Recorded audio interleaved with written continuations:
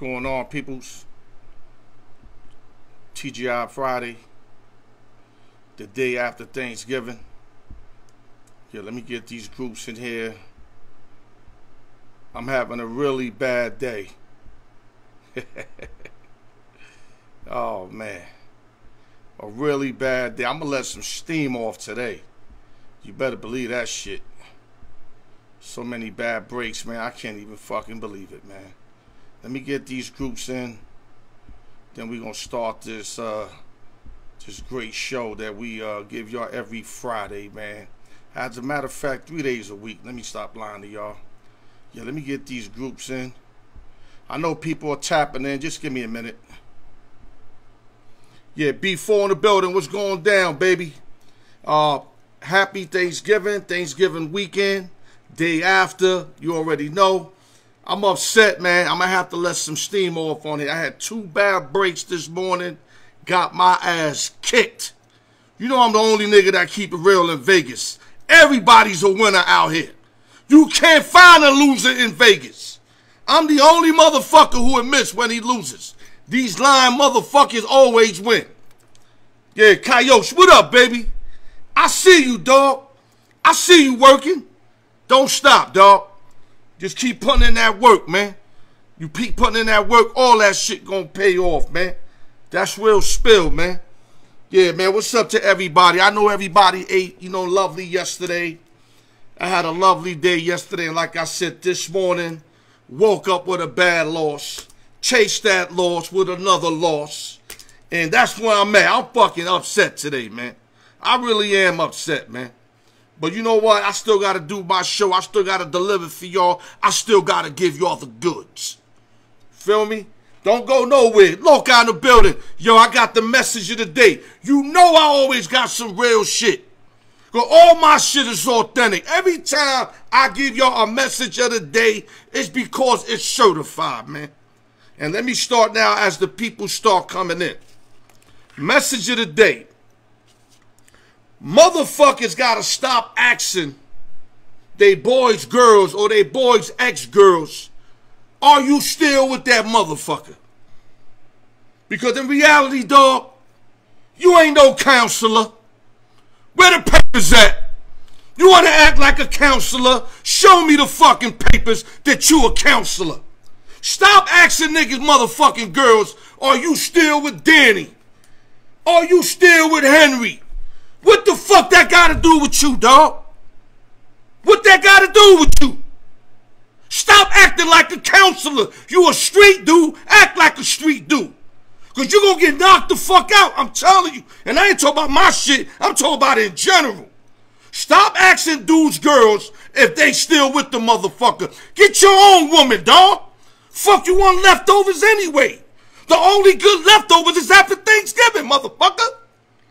And I don't mean to come out like that, but I just gotta put motherfuckers in place, man. Stop asking dudes, girls, if they still with a motherfucker. Let me start the show, man. Rest in peace, Takeoff, man. You already know, baby. ALYORK Sports, the raw truth. Every Friday, man, 6 p.m., 9 Eastern, man. Y'all know what it is, man. I'm coming with a little more heat because I'm upset from earlier. I lost like a nice amount of money, so I'm upset. I'm going to keep it 1,000 with y'all. But I'm going to keep it all the way 100 like I do.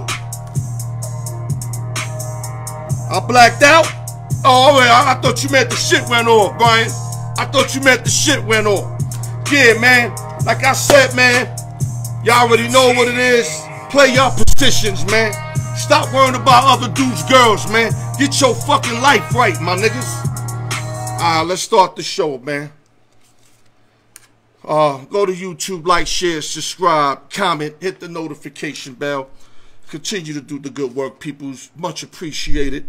Shout out to the East Coast, West Coast, Midwest, Las Vegas, New York City, LES to the death. Nueva York, Nueva York. Also, shout out Price Tag Entertainment, my man Big Plu. Still striving, royalty, much love. Y'all like my brothers, y'all already know what it is. Jeff, what up? I see you. Need advertisement, hit me up and I'll hook you up. That's that. You too, Kayoshi. You need me to put your shit out there? Let me know, dog. I do advertisement, man. You know I get the peoples to look at my joints, YouTube, whatever. I get your shit out there, dog. Hit me up, man. Instrumentals, man. My man Mac One, man's as sick as they come. And open sessions and giveaways, like I said, when I do the spin-off at the end of the show, let other people know, the more, the merrier. Let's start the show. I got my man MG tapping in with us today. Hopefully, there's no interruptions, man. We're going to start off in the NFL. The New York Football Jets. Bench, rookie, or not rookie, second-year guy from BYU, Zack Wilson. Was it necessary, even though he's 5-2? Yes, indeed it was. Salute to Salem. He yanked him. He can't move the ball against New England. To be quite honest, against mostly everybody, but New England, he does absolutely nothing. Suge Knight, you got to watch the beginning. So to me, it was warranted to bench him. The guy did absolutely nothing, and they put him on the podium, and he ain't even know what the fuck to say. Dog, you had minus 21 yards in the second half.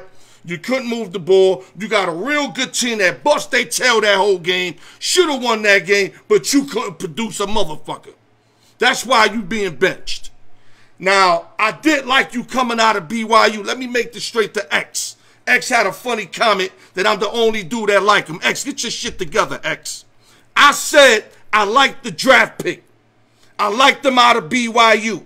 Now, one time, I said I like how he's quarterbacking with the Jets. Same thing with Manziel. I love Johnny Manziel out of A&M. But when he went to the league, he didn't do shit. He didn't do shit. So I ain't like him no more.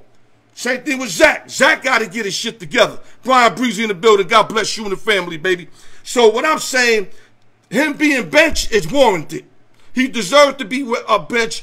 Good call by the coach Salem. And now you got to roll with old-ass Joe Flacco and White that you don't know what's coming out of White. He had a Jeremy Lin run last year when he won 3-4 games in a row. Everybody was thinking he was the next Montana. Then he laid the fuck down. But one thing I can say, White got an arm. You give him time, you know, he got an arm, and you got everything else. All you got to do is play to his strengths and hope that he can deliver when it matters. Other news. Let me have you up because I got MG waiting for me. Los Angeles Lakers guard for shoving DeAndre Ayton. Now, if y'all seen that, stepped over that, you know, that white boy Myers on some real disrespectful shit. Anthony, what's up, baby? I see you. So I know a lot of us don't like Beverly. I get it. But I think he handled his business, dog. He seen homeboy stand over him on some Scottie Pippen, Patrick Ewing shit when Patrick Ewing tried to punch him in the balls. Only thing, white boy Myers ain't gonna do that. So Beverly came and just like on some linebacker shit, bumped him. He fell over him, 3-game suspension. But you know what? I ain't mad at Patrick Bev, and he definitely ain't no pussy. I know a lot of people don't like Pat Bev, but one thing I can say, the dude got heart, man. Other news. Yankees, I understand we got to get Judge. I understand that's main priority. I get it. But if he's not willing to chase something that's decent, like a 5-6 year deal, if he want to go 10 years on some Pujols shit and only maybe represent 5-6 years of that contract, then unfortunately we're going to have to look elsewhere. And the elsewhere is right here. If you the New York Yankees, you almost have to get Jacob Degrom. Degrom is a fucking animal. Now, his career record don't indicate it.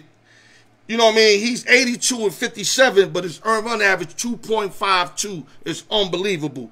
This year, he was 5-4 with a 3.08, but he was injured the majority of the year. But one thing I could say, Degrom is nice. You stack him up with Garrett Cole, you probably got the best 1-2 punch in baseball.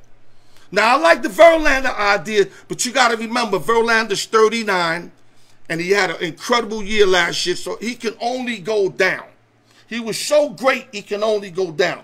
Degrom had a bad year with injury, so there's a lot of leverage to him to go up, and he's only 34 years old. We could give Degrom I straight up give him 180, 200 for 4 years. That's how good Jacob Degrom is. We got to get Degrom. Other news. Broncos release running back Melvin Gordon, Mr. Fumbleitis. I mean, the guy can't hold on to the ball, man. I mean, he's constantly fumbling. And, you know, and enough was enough. He was their lead in Russia with 90 carries, 318 yards. He got released the other day because that big fumble against the Raiders, and that changed the whole magnitude of the game. So Denver's like, you got to go. But one thing about Denver, your motherfuckers is losing anyway. Y'all losing anyway. So to me, I understand the move because he fumbles, but you can't blame him because y'all motherfuckers been losing anyway. Other news. Jacksonville Jaguars acquire running back Darrell Henderson Jr. that was released from the Rams. This is a real good pickup for Jacksonville, who lost Robinson to the Jets, or who traded Robinson to the Jets. Getting Darrell Henderson, who's a great veteran. He can monitor Etienne. Etienne's a great back who has the potential to be great in the league. And when you put an old school head like Darrell Henderson to kind of help him out, monitor, and get him around the league a little better, this is a nice pickup for the Jacksonville Jaguars. Okay, let me see where my overtime's at. Yo, my man, if you want to come in, MG, you could. I'm going to keep talking until you come in. Okay, I see questions, y'all. It's going to be hard for me to answer them. Badio in the building. God bless you, bro. That's the OG right there, Badio, man. Okay, let me try to get my man in real quick.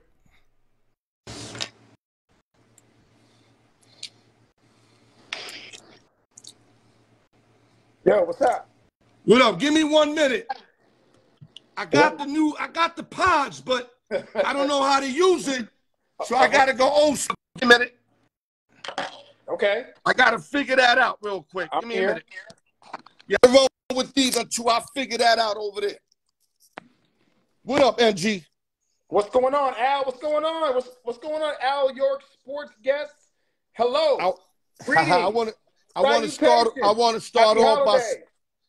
start off by saying happy holidays to you and your beautiful family, and thank you for making time to come on, you know, at a no notice last minute on my show, because I would have done this myself. Everybody's busy, I understand, but I thank you for making time, my brother.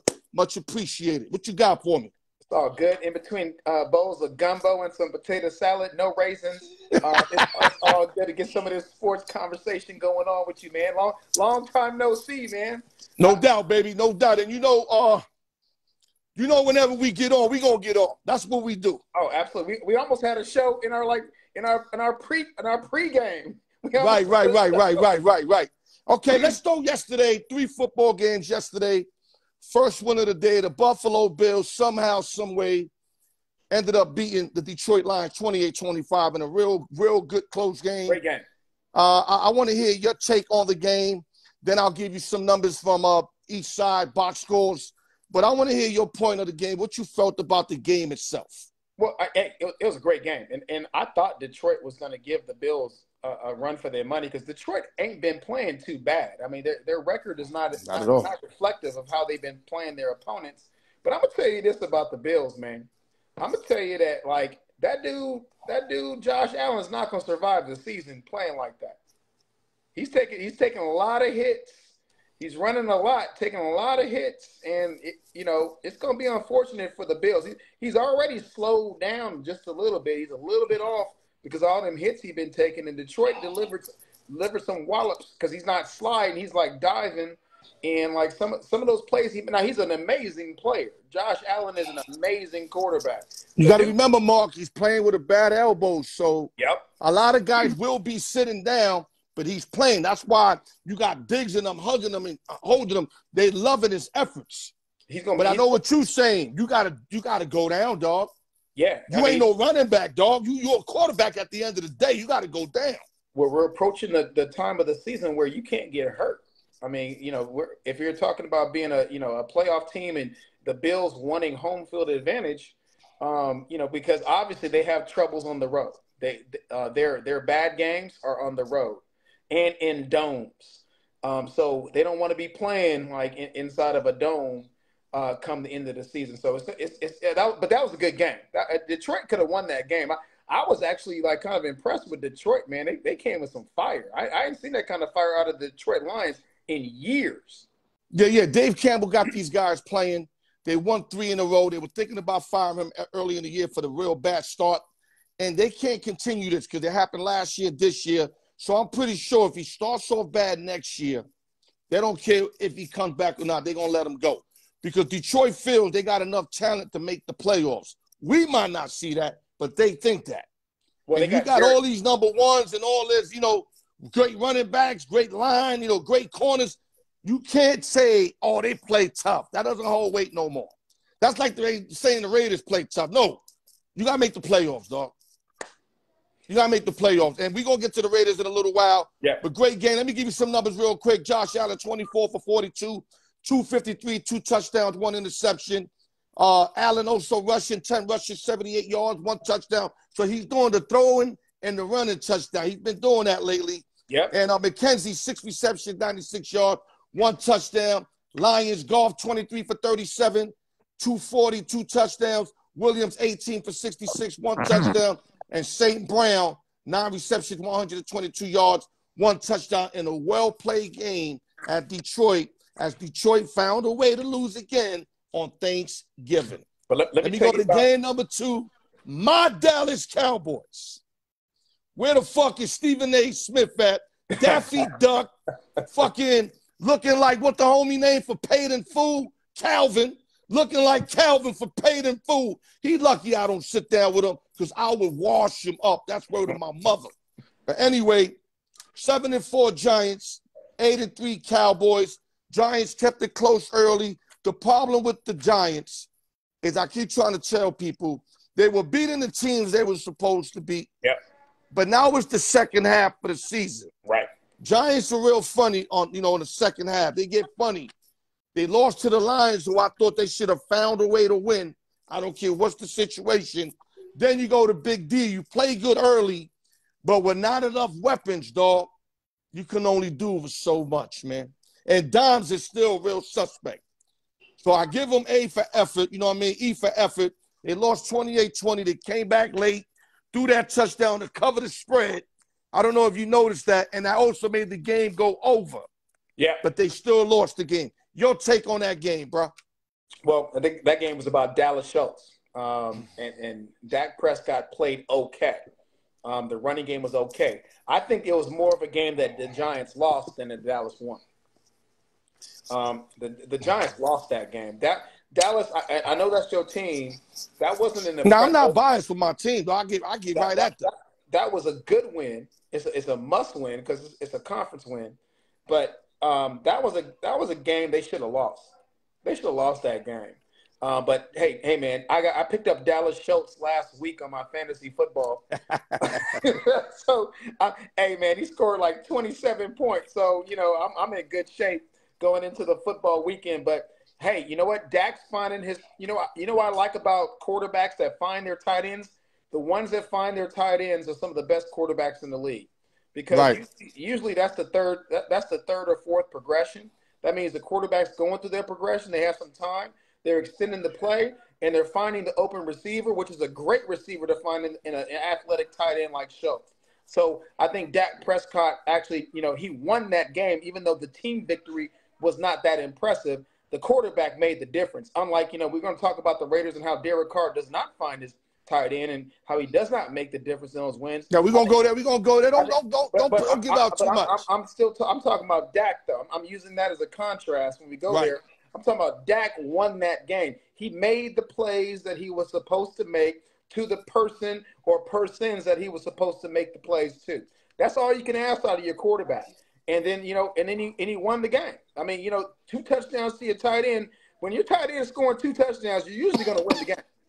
Right. Well, let me give you some numbers. Prescott, 21 for 30, 261, 2 touchdowns, 2 picks. Them 2 picks loom big in the first half there. Zeke, 16 rushes, 92 yards, 1 touchdown. It was good to see a Zeke sighting. And CeeDee Lamb, 6 for 105. What I liked about this game is that I know we're becoming a better team because these are games we lost last year and 2 years ago. Yep. We were losing these kind of games when we was expected to do well after a great victory, just like in Minnesota, we demolished them. Then we go home. Everybody's expecting that same. No, it wasn't that same look. But they still won by 8 points. That's all that matters. They beat a decent team that's hurting. But am I thinking they championship team? I'm not going to go that far yet. But I like that we winning these games we supposed to win. And I'm hearing big rumors that OBJ might be coming to us. What you think about that? Well, here's the thing about OBJ, man. Come on, stop messing around, dude. Like, you're a hurt dude. I mean, you done hurt both ACLs. If you're gonna go to Dallas, go to Dallas. If you're not, go somewhere else. What are you waiting for, bro? Like, what are you waiting for, dog? If you're gonna go to Dallas, go to Dallas, man. Like, the opportunity is right there. Stop messing around and get in there and get your reps in, because now was the time to get in. After week 11, after week 12, to get ready for the playoffs. You don't want to be going in like week 14, 15, and 16 trying to get reps in. You ain't going to be ready. And we don't know if you're ready even right now. So you got to get your football feet beneath you going into the last 2 weeks of the season, so that you go into the playoffs as a solid number 2, number 3 receiver for the Cowboys. Now, I would like you to come to the Raiders. Yeah, going over there. But listen. I would have to say the New York Football Giants need him more. But this is the problem. Go ahead. Now, hold on. Whatever he's doing, let's see. I had to close the door. My daughter opened up the door. Okay. Definitely the New York Football Giants need him. That's a fact. But he's not going to go there. You know why? He's going to have to do too much. He'd rather go to Cowboys like the road he played with the Rams, where Kupp did it all, Woods did it all, Cook did it all, and Jefferson, and all he was that extra receiver.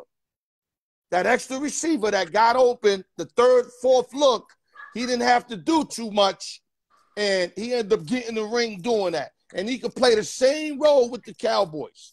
Make 1 or 2 big plays the whole night, and that's it. But if you go to the Giants, they're going to throw the ball to him a lot. He's going to get hit a lot. I don't think OBJ want nothing to do with that. Especially with Jones. You don't know when Jones is coming or not.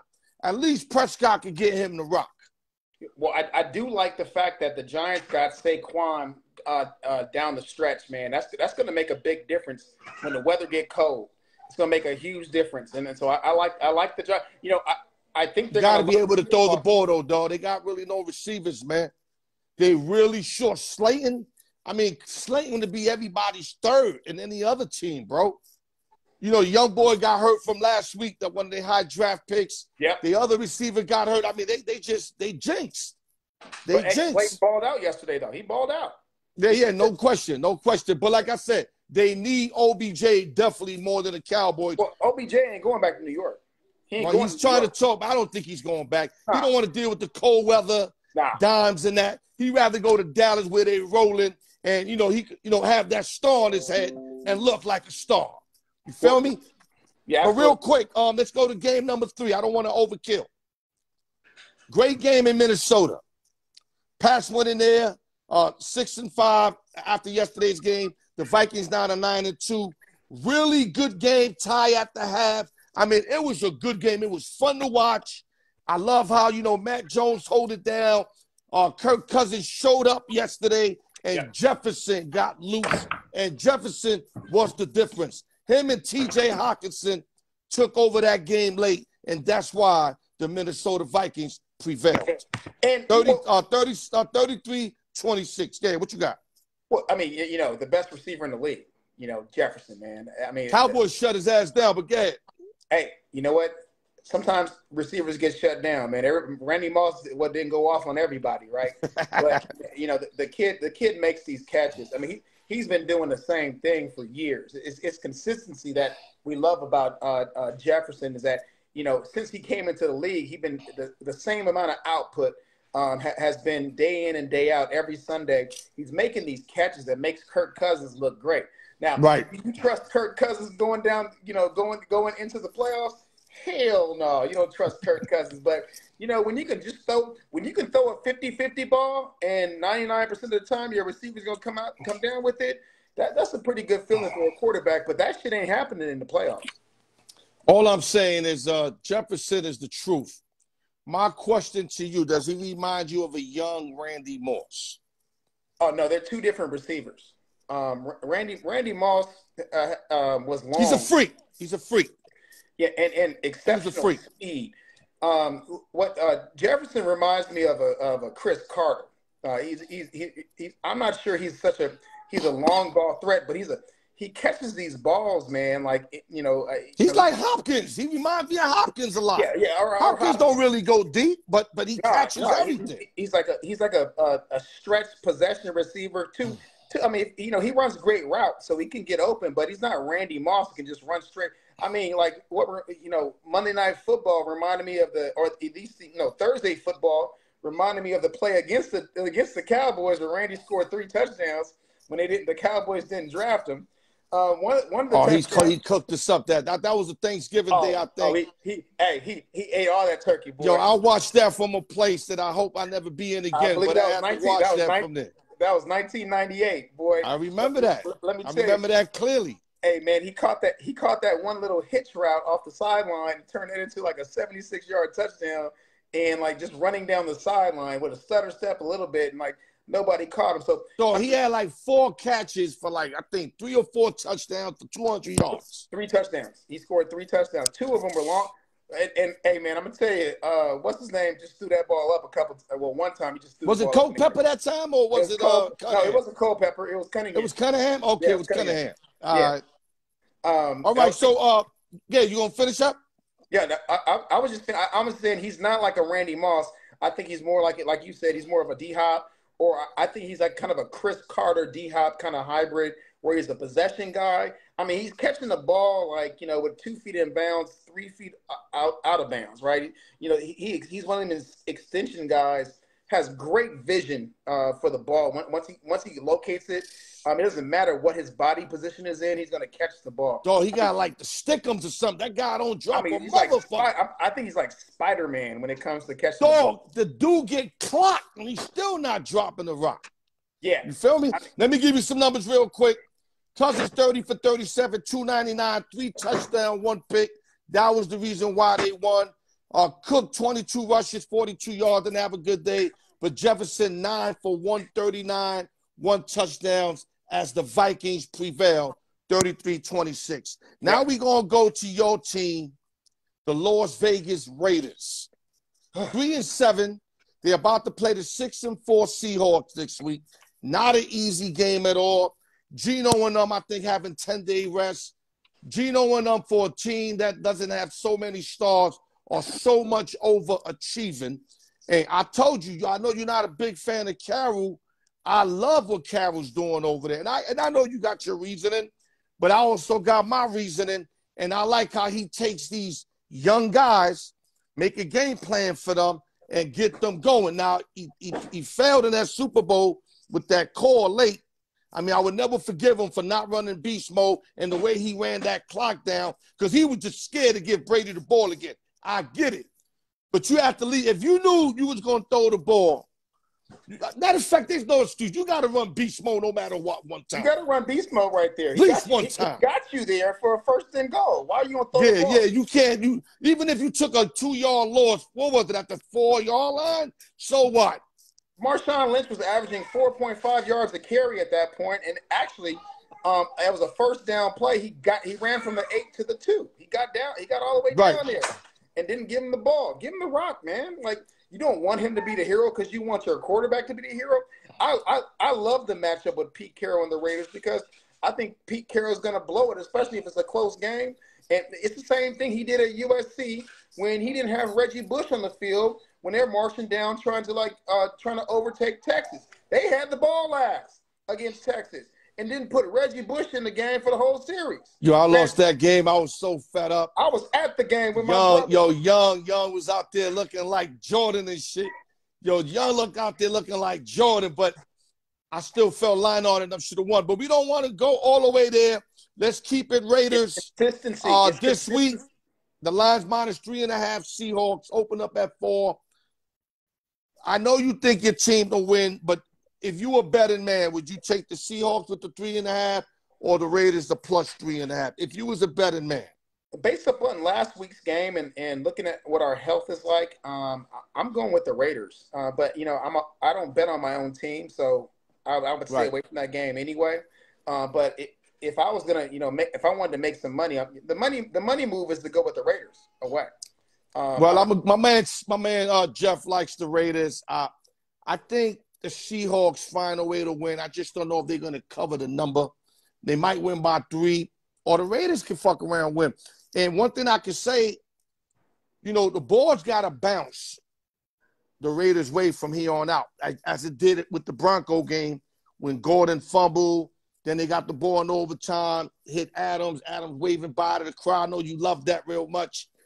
I think stuff is going to start going their way now. Are they going to make the playoffs? No. I think they have a chance to end the season decent. Have McDaniel start fresh next year and take that in, because if he just wins 4 or 5 games all year, he might be out of there. And I know you told me something that the Raiders don't got money like that to be paying 2 ex-coaches. They don't. So basically, they're stuck with McDaniels. What you're telling me? Well, they're still paying Gruden. Yeah, I know that. So you fire McDaniel, you got to pay McDaniel and Gruden, and then you got to pay the new coach, whatever the new contract's going to be. I think you got to ride with him. So you got, just like you said, Golden State should ride with what they got until they figured it out. I think they should ride with McDaniel the same way. Well, Golden State going to have to figure out their lineup, but we ain't talking about that. But the Raiders, I'm not so, I think there's more problems with the Raiders than just the head coach. I have a problem with the defensive coordinator. I don't think he knows his players well. I think he's come in, the brother did pretty well with the Giants. He came from the Giants. Giants defense, it hasn't really slipped that much since he was there. They're playing almost the same kind of defense they played before. But he's trying to play these different schemes with the personnel. And I think whenever you have coaches in the NFL or in any level, they come in with their scheme and they want to apply their scheme to the personnel no matter what. I think they make a big mistake. They make too many assumptions because you don't always have the personnel for the scheme that you want to run in your head. This ain't Madden football. This is not football in your head. It's real football. So you have to adapt your scheme to the players that you got. Now, what they need to do is they need to play old school Raider football and put pressure on the quarterback and play bump and run and play man up bump. Let Max Crosby go loose. Let Crosby's a fucking animal. Every time I'm about to say a name, I know that you be spitting it out. Crosby's an animal. I love Crosby. Hey, let Mad Max go at it and play up tight, play man corner defense like the Raiders always have with Lester Hayes, Mike Haynes, and Willie Brown. Play man up. And don't forget Kenny King back there. Kenny King back in the days. Kenny King was a running back. No, you had a King playing defense, though.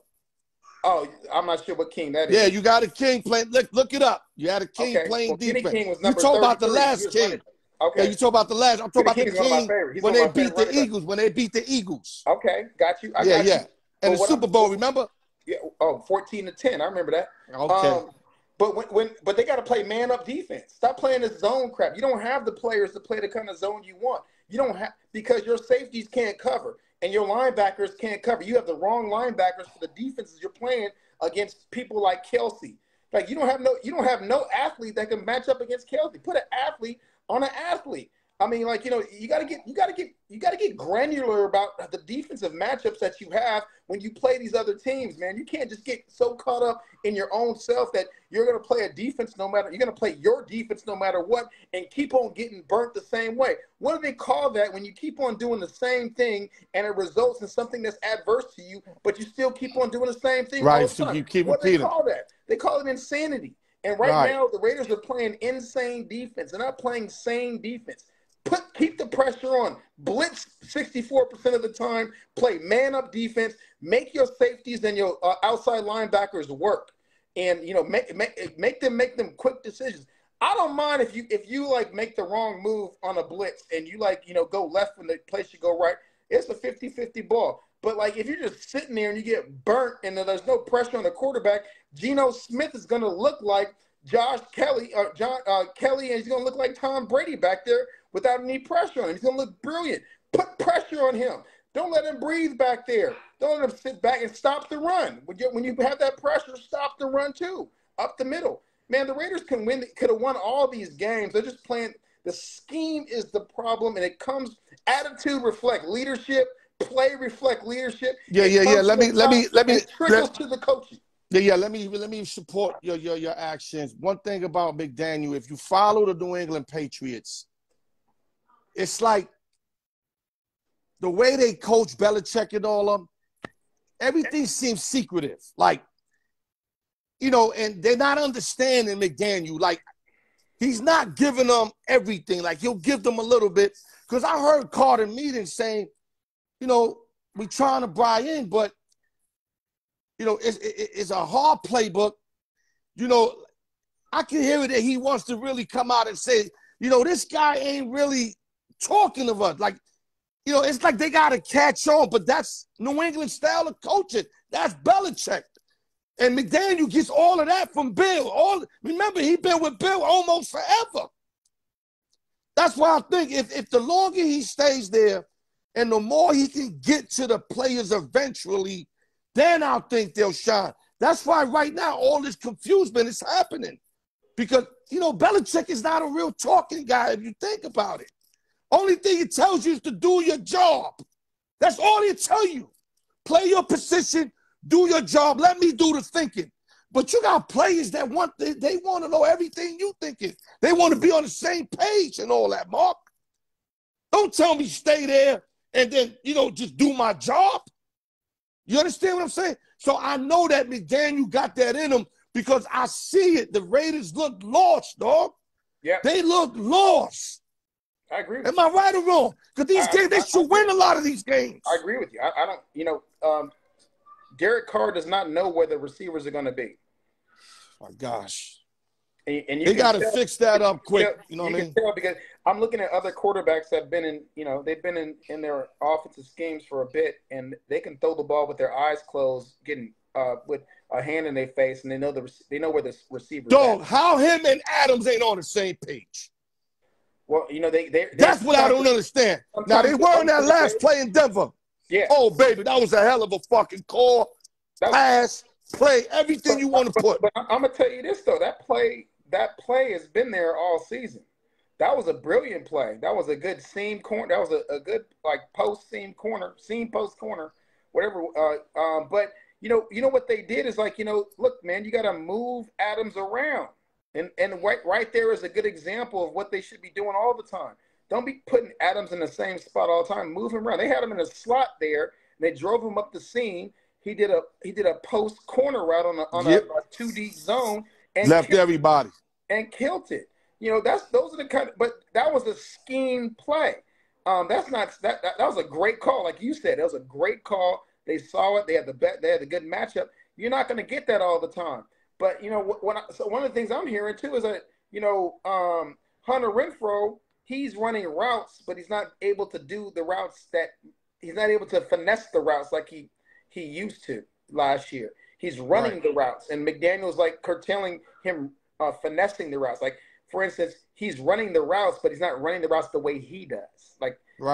Because Hunter Renfrow runs routes a little bit differently than traditional slot receivers. He does. To me, if he's successful, let him be, dog. Let him be. Don't try to change him up. Yeah. You're trying to pass 5 times before you shoot the ball. Like, what's wrong with you? This ain't Indiana in 1956. You trying to run the picket fence? What are you doing, dude? Exactly, bro. Real quick. Raiders, this brutal schedule, by the way. Brutal schedule. They got to go to Seahawks 6-4. That's not no cupcake walk. That's definitely not no cakewalk. Got the Chargers at home. You know that. They got at Rams, the Super Bowl champs, but they look like they playing like shit, so they should be able to get that game. Home against the Patriots, another tough game. At Niners, another tough game. At Chiefs. So it doesn't get easier for you guys who's starting out 3-7. And if you guys somehow, some way could go 9-8, 8-9, I will have to give you a lot of respect with this brutal schedule in front of me, bro. Let me tell you something about the Raiders, man. these fools will like end up. These fools will end up 10-7, dude, and Yo, and miss the playoffs by one game. And nah, they're not gonna win every game out. They're not gonna win every game out. I'm gonna tell you, man, they just might. They've done it. They went on winning streaks before as a horrible team. So don't be surprised if the Raiders win 6 out of the last 7 and they end up as a wild card. Don't be surprised. Well, I like you thinking you're a Raider fan. I expect this from you. You gotta have wishful thinking for your team. But I hate to give you the bad news. They dug themselves too much of a hole. But what I would expect from your team though is that they are going to get a lot of bounces going their way now, I think. I think y'all going to win a lot of these games that y'all were losing, and it's going to feel like, shit, finally we get something to go our way. Feel me?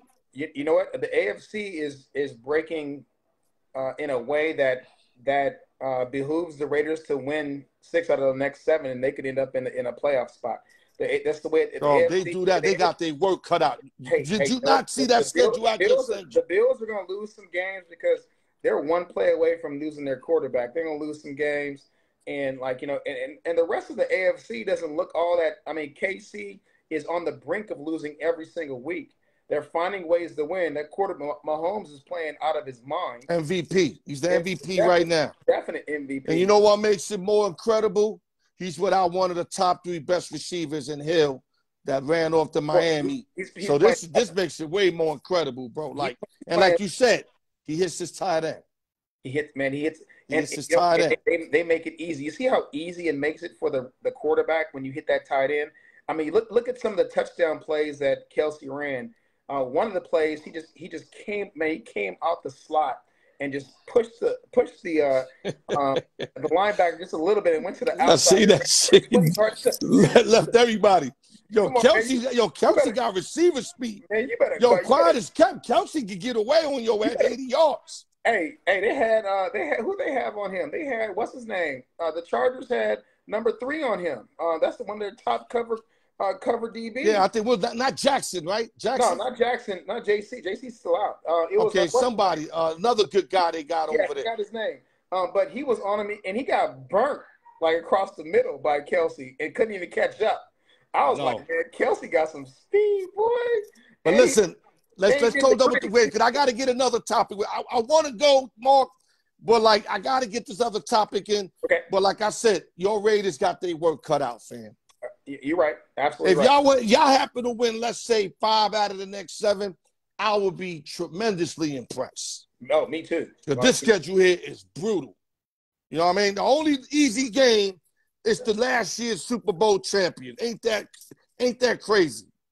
Well, you know what, the Raiders. If you follow the history of the Raiders, we don't win easy games and we don't lose hard games. So with the rest of the schedule being very difficult, I think we're actually gonna win those games. So we'll see what happens, man. Like the team hasn't come together yet for a solid 60 minutes. I think that we might have something going based upon last week. That was a nice win, but that's what I thought, a few weeks ago too, when we had another victory, and it just didn't manifest into the next game. But we'll see what happens away in Seattle. It's going to be a wet game, so I'm not sure how Derek Carr plays in the inclement weather. Actually, I am sure how Derek Carr plays in inclement weather. This game scares me though, man. It's not very good. So Carr with the fundulitis and all that. But listen, I don't want to keep you going because your battery's going to just keep running with the Raiders. Anything Raiders, you just go full-fledged. I know that. So, let's go to college football. Let's go to the playoff format as of right now. As of right now, they got Georgia 1, Ohio State 2, Michigan 3, TCU 4. Unless something change and I have no notice of. Big game tomorrow in Ohio State in the horseshoe, right? Michigan's going to Ohio State. Yep. The line's 7.5. I'm gonna give it on my free pick so you know who I got in that game. What's your take about this format? Would you like to close it out with these 4, or would you like somebody to drop and somebody else to get in?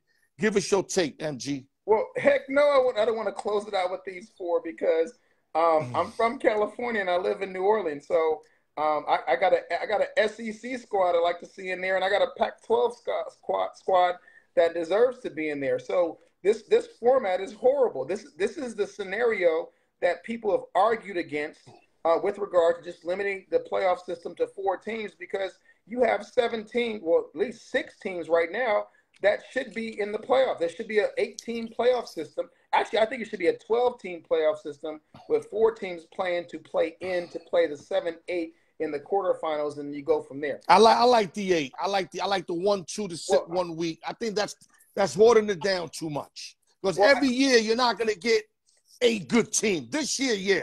Other years, yeah. I just think there's some 1 and 2 loss teams that, like, you know, they had a bad week, and then they lost some games. Oregon got killed opening day. Right. Killed.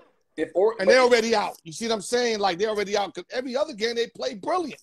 But if USC beats Notre Dame tomorrow, and if they beat Oregon in the Pac-12 championship, they need to be in the top 4.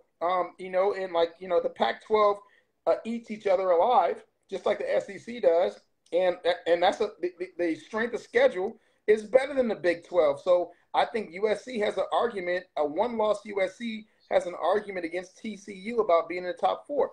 I think that a 2-loss LSU in the SEC has a, well, I mean, that Florida State game, they should have never lost that game in the beginning. But if you're going to lose, you better lose in the beginning of the season, which they did.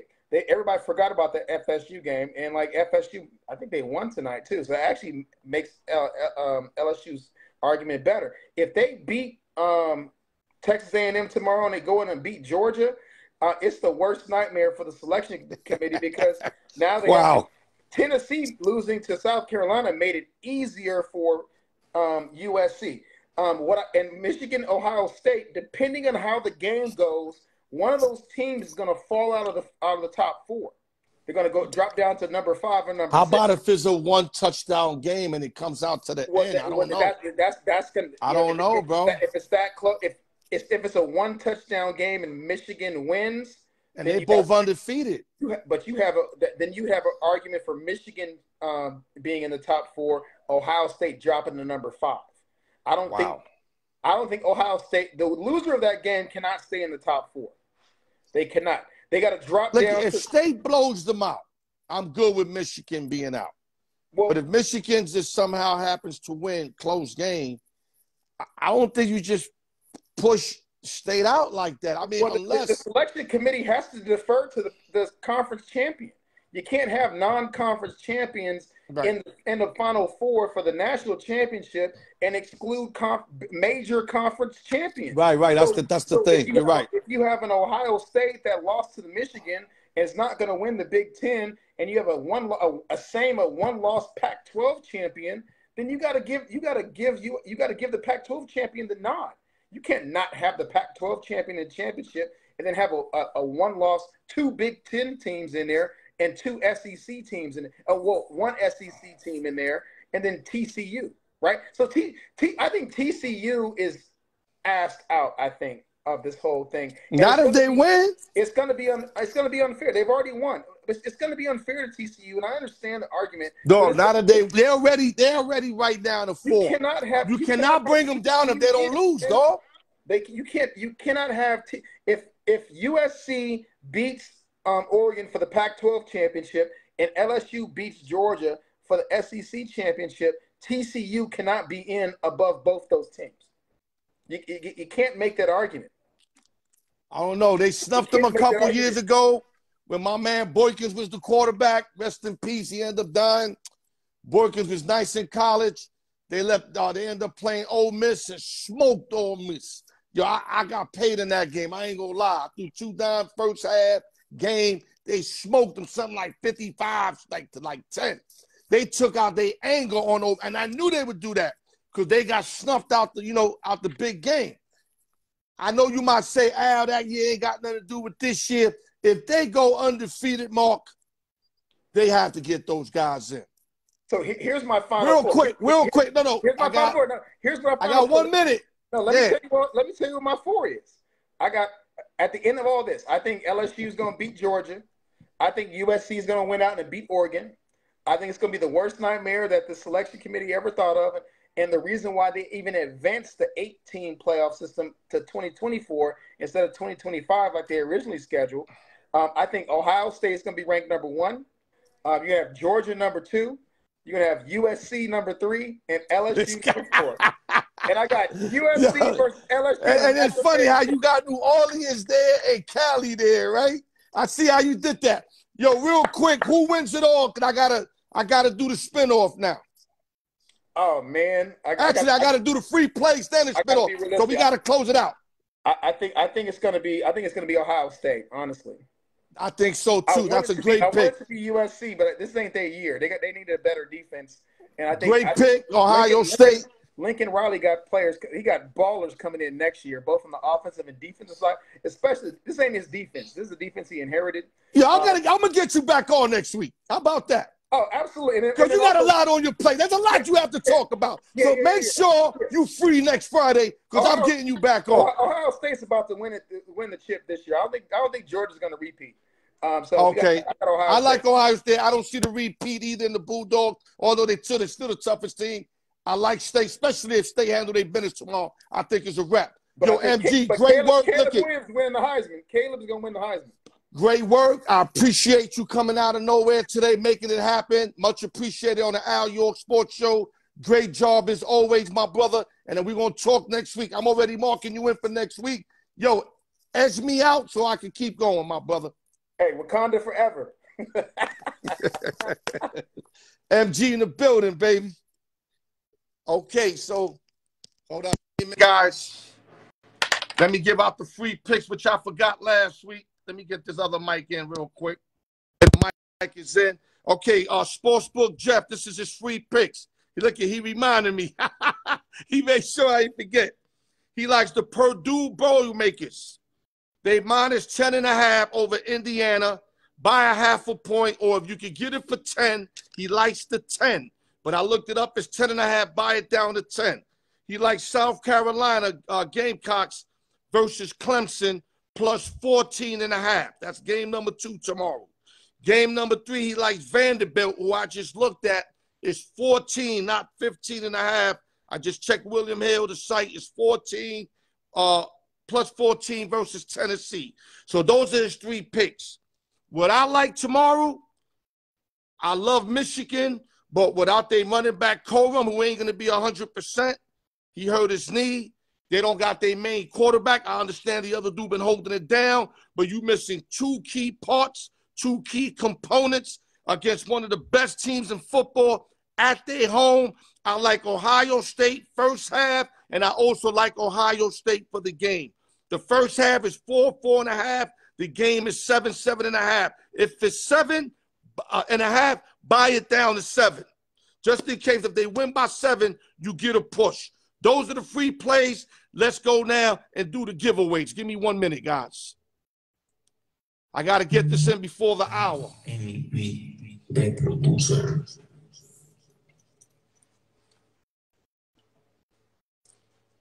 Facebook be playing around with me. Okay, guys. Round 3, giveaway 1. Last week, Sess won. The only giveaway we did last week because we didn't sell out.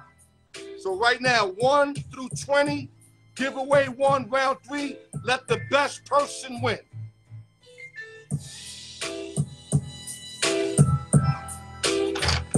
I want you to monitor me to see that I do this shit here as fair as possible.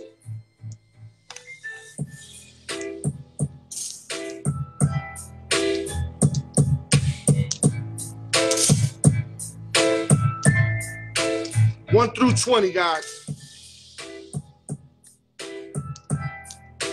Okay, we got 20 balls up in the spot. Let me move this here. Lock this in. There we go. I'm looking for 1 ball. If 2 come out, no good. 1 ball, 1 through 20. Let's get it. 1 ball only. And if it falls, it's no play. I want no funny shit. I want y'all to see it all. Here we go. Here we go. We got a winner. I know you see it. I know you see it because I see it. Let me move it back a little bit. See it?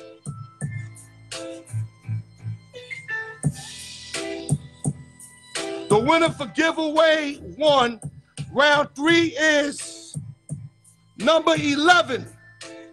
Number 11.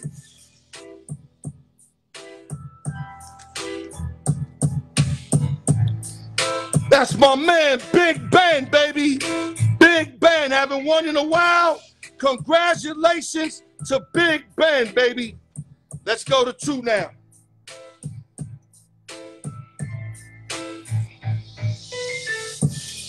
Number 11 is the giveaway 1 winner. Big Ben from Rutgers, baby. I can say that because he moved.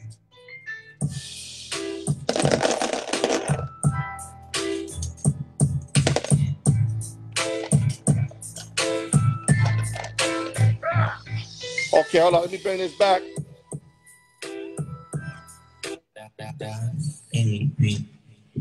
Okay, giveaway 1, Big Ben. Now we doing 21 through 40. Giveaway 2. 21 through 40. Let the best person win.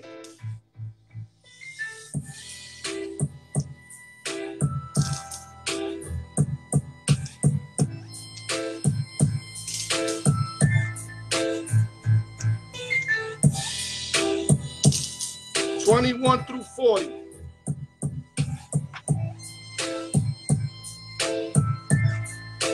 Good luck to everybody. Let me marinate this bad boy. Big Ben is your winner, number 11. And it's funny because he normally takes 12 and he switched up last minute. He said, nah, I want to switch up. And that 11 came in, bro. Here we go. Here we go. One ball only. We got a winner, goddammit. We got a winner. Here we go. The winner for giveaway 2, round 3 is number 40. Number 40.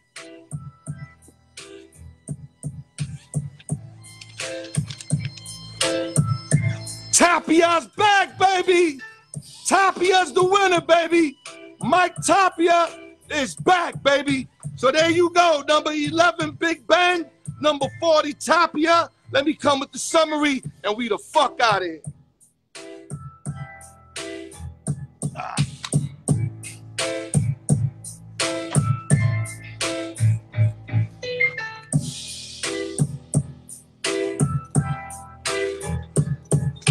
Let me close this out real quick.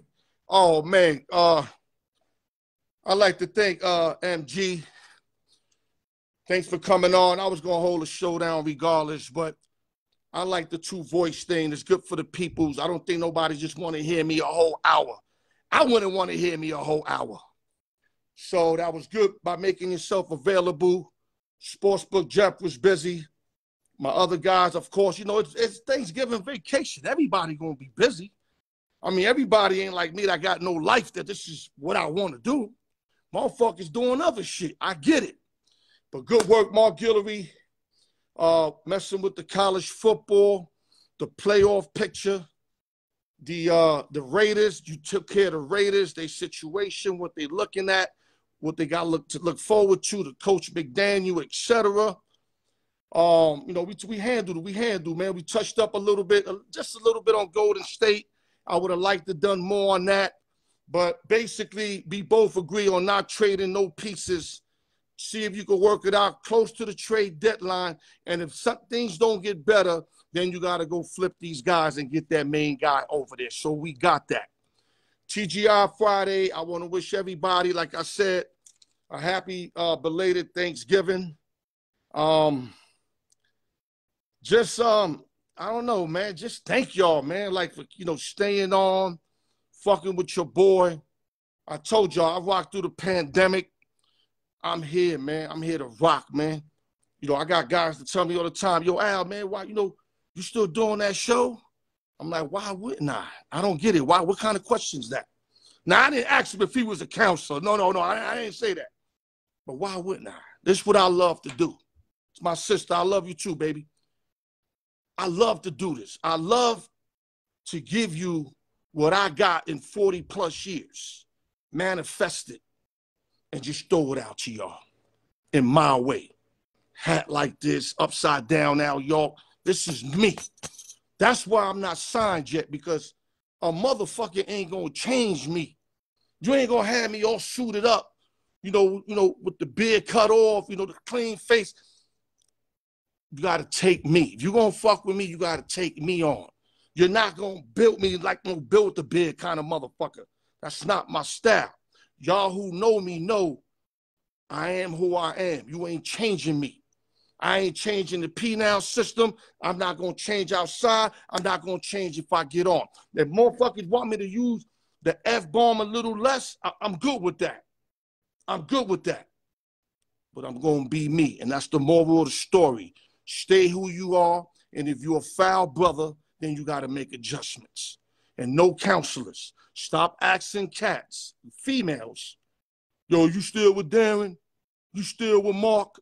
Because if you're not a counselor, you don't need to ask no girl if she's still with another motherfucker. That's none of your motherfucking business. We all know what you're doing, though. You're trying to get in. We all know that. So that's what I'm trying to tell you. Either just leave it alone unless you're willing to get fucked up behind that. And that's the moral of the story. Open sessions and giveaways. ALYORK Sports, the raw truth. TGI Fridays. No drinking and driving. It's the fucking law. Y'all stay up.